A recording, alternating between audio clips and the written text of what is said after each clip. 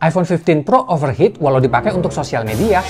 Gimana mau nge-game konsol atau ngerekam video ProRes? Kalau cuma buat scrolling sosial media aja, bikin iPhone 15 Pro dan Pro Max jadi panas. Baru aja dirilis beberapa minggu lalu, kok iPhone 15 yang seri Pro dapat banyak komplain dari para penggunanya. Padahal kalau kita lihat review awal-awal para tech YouTuber yang hadir di Apple September event, kayaknya bagus-bagus aja ya kesan pertamanya. Dari material yang sudah pakai titanium sampai penggunaan USB Type-C port pada iPhone generasi terbaru 2023 ini. Dan setelah iPhone 15 dan 15 Pro sudah bisa dibeli oleh para loyal customer-nya, baru deh si iPhone, terutama yang 15 Pro, ternyata banyak dikeluhkan. Pertama, masalah baterai. Waktu Apple September event kemarin, Apple memang tidak menyinggung sama sekali soal daya tahan baterai. Dan ternyata, keluhan para pengguna iPhone 14 Pro tahun lalu yang mana baterainya terasa lebih boros dari yang 13 Pro, itu tidak diperbaiki pada iPhone 15 Pro dan Pro Max. Luke Miani di channel YouTube-nya yang membandingkan daya tahan baterai iPhone 14 Pro Max dan iPhone 15 Pro Max, itu hasilnya sama. Padahal iPhone 14 Pro Max punya dia itu sudah 1 tahun umurnya, yang artinya kesehatan baterainya kan sudah mengalami penurunan ya. Tapi hasilnya malah sama dengan baterai pada iPhone 15 Pro Max yang baru aja di unboxing. Di YouTube, Twitter, dan sosial media juga banyak yang mengeluhkan daya tahan baterai, terutama untuk yang Pro itu cepet banget habisnya. Bahkan iPhone 15 Pro Max yang punya kapasitas baterai yang lebih besar ya dari yang Pro, daya tahan baterainya juga tidak sebagus iPhone 14 Pro Max yang bahkan tidak sebagus iPhone 13 Pro dan Pro Max. Banyak yang bilang karena chipset 3 nanometer terbaru Apple A17 Pro yang bikin baterai jadi boros karena chipset ini powerful banget dan butuh daya baterai yang tinggi saat performing. Tapi kan bukannya saat presentasi keynote, Apple bilang A17 Pro ini lebih efisien dalam penggunaan baterai.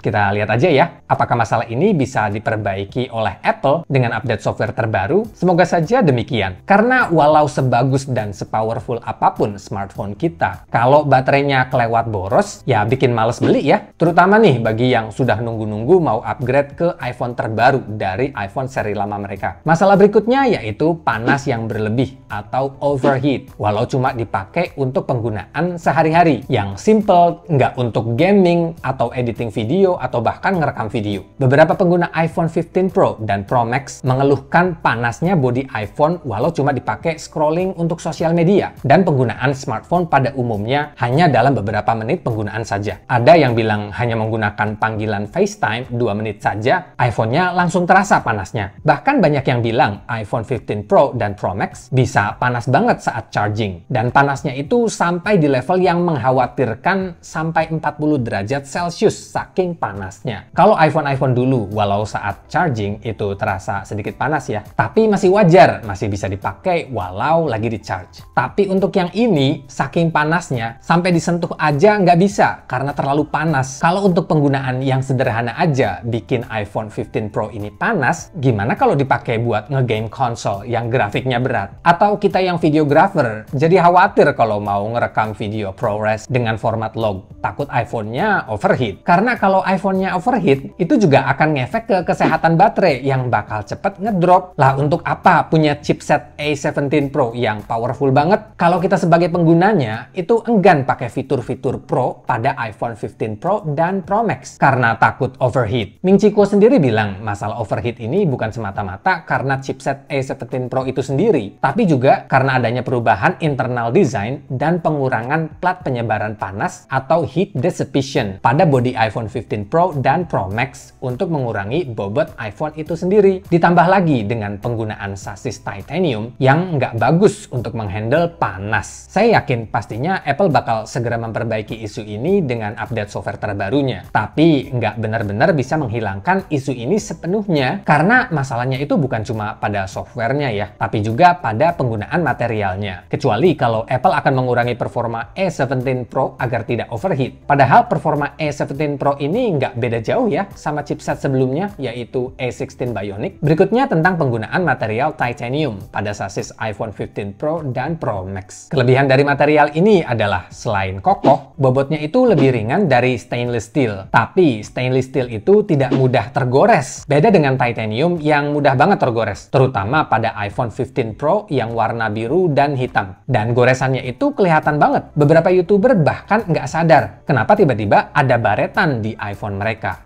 Sayang banget ya. Padahal Apple sudah membuat pinggiran sasis untuk iPhone 15 Pro dan Pro Max itu lebih melengkung agar lebih nyaman di genggaman bagi mereka yang nggak suka iPhone-nya dipakein casing. Tapi kalau kayak gini kasusnya, cepet baret, ya mending dipakein casing daripada nanti harga jual kembalinya turun jauh saat kita butuh uang atau mau ganti handphone. Selain titanium yang gampang banget baret dibandingkan stainless steel, ternyata untuk warna blue dan black titanium pada iPhone 15 Pro dan Pro Max juga bisa mengalami perubahan saat sering dipegang. Apple sendiri bilang bahwa minyak pada kulit kita itu bisa bikin warna iPhone terbaru berubah dan hanya butuh dilap aja dengan kain yang halus, maka warnanya akan kembali seperti sedia kala. Material titanium sendiri itu unik ya. Dia bisa berubah warna seperti pelangi kalau dipanaskan. Masalah berikutnya, tes ketahanan. Apple Track dalam video iPhone drop testnya membandingkan ketahanan iPhone 14 Pro yang pakai stainless steel dan 15 Pro yang sudah pakai titanium. Pada drop test keempatnya, iPhone 15 Pro mengalami dent di pojok atas yang kelihatan banget.